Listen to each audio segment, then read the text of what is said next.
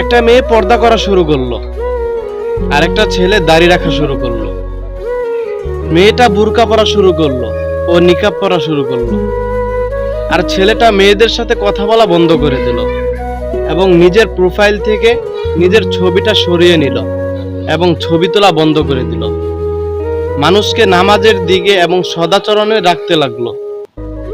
আর মেয়েটা বুরকা ও হাত মোজায় নিজেকে আবৃত করলো। কিন্তু আমাদের সমাজ এবং সমাজের মানুষ, কিরে হুজুর হয়ে গেলি নাকি? হঠাৎ এত পরিবর্তন, হঠাৎ এত ধার্মিক হয়ে গেলি কেন? তোকে তো জঙ্গি জঙ্গি লাগছে, তোকে ভূতের মতো লাগছে। এই হলো আমাদের সমাজ এবং সমাজের মানুষের অবস্থা। সদ্য দিনের ফেরা কিছু ভাই বোনদের এরকম পরিস্থিতিতে পড়তে হয়। মানুষের সমাজের নানা কটু কথায় তাদের মন ভেঙে যায় এবং আল্লাহর হেদায়েত থেকে অনেক ভাই বোন ছিটকে পড়ে যায়। আর কিছু ভাই বোন আছেন যারা দাঁতে দাঁত চেপে সহ্য করে নেয় এবং তাদের কটূক্তি অপেক্ষা আল্লাহর হেদায়েত পাওয়ার জন্য যুদ্ধ করে যায়।